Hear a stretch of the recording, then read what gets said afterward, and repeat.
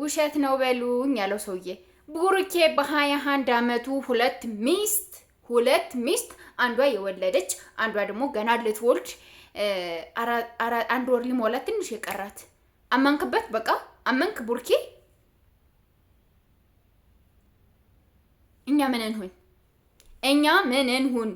እኛ መሀል ላይ ገብተን በዚህ በጥሰው ቆጥሰው ፍለጠው ምናምን ስንል የነበረ ሰዎች ምን ልታደርገና ነው እኛን ምን ጋር ነው የወረወርከና ቡርኬ ይሄ ነገር ሲጀመር ቡርኬ እንዴት እንዳመነበት ምን እንደያዘችበት ምን እንዳስፈራራችሁ ምን ይዛ ያስፈራራችሁ እንደሆነ ራሱ እየገባኝ አይደለም እኔ እግዚአብሔርን አምላችሁ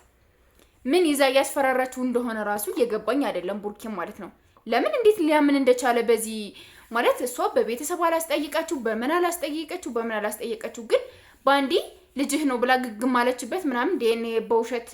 ዶክተር ዲኤንኤ ተመረመረ አው ያንተ ልጅ ነው እንተና 99% ከቡርካ ለማየው ምናምን ተብሎ እንትን ተባለ እሺ አለ ቡርካ ያመነ ካሁኑ ዳይፐር ሳይክል ምን ሃይሚም ተስማማችበት ነገ ቆይታ ያላችሁ አብሬያችሁ ለምቀመጠው ሃይሚ ውጪ ያንቺ ልጅ አልተወለደም እኔ ግን የልጅ እናቱ ነኝ ሚስቱ ነኝ ስለዚህ እኔ ነኝ መጀመሪያ የነበርኩኝ ስለዚህ ውጪ ብላ ደግሞ እዩ ከቤታችሁ መታ ደግሞ እስከምታስወጣችሁ ጠብቁ እንደዛ ነው አይደለም ማለት ነገር ነው በውሸት ነገር ልታምኑ የቻላችሁት እኛ አንፈልግም ሲጀመር ሶስተኛ ወገን ከናንተ ህይወት ገብቶ ሰላም አይኖርም ምንም አይነት ሰላም የለም ምንም አይነት ሰላም ማለት ነው እና ይሄ ነገር አግባብ አይደለም እኔ በበኩሌ ይሄ ነገር ይቆምልን ቡርኬ እዩ ጋር ያለህ ነገር አይ መታገዝ አለባት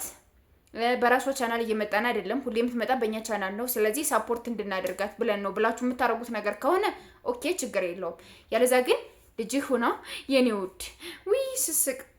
ስስቅ እኮ አንተን ነው የምትመስለው ያባቷ ልጅ ሳቄታ ምናምን ኧረ ተው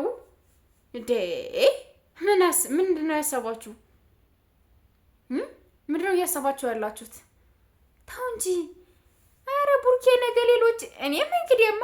አንድ ልጅ ሊያዝና በቃ የሆነ ነገር ጎዘጉዝና ነፍሰ ጡር ነኝ ብዬ እመጣለሁ ከዛም በኋላ ወለድኩኝ ብዬ እመጣለሁ ከዛ ቡርኬ እና ዴኒ ተመረመረ ይቀበላል በቃ ቤተሰቦቼ እንደዛ አድርጉ እሺ ቡርኬ ይቀበላችኋል እሺ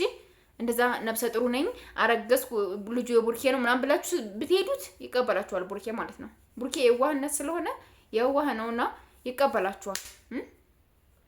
እንደዛ ነው ይቀበላል ቡርኬ ካሜራ የምነግራችሁ ይቀበላችኋል እና እንደዛ አድርጉ ለማንኛውም የኔ ማሮች ሰብስክራይብ አድርጉ ቻናሌ ቀዝቅዟል ፕሊዝ ሰብስክራይብ አድርጉ እዩ ሼር አድርጉ ማርያምን ለምንድነው ሐሳብ አስተያየታችሁን አስቀምጡ ዝም የምትሉት ለምንድነው እግዚአብሔርን አላሳዘናችሁም እኔ ተው በመድኃኔዓለም በማርያም ብያችኋለሁ ባላ በእናታችሁ ሁላችሁም በእናታችሁ እናታችሁ የምትወዱ ከሆነ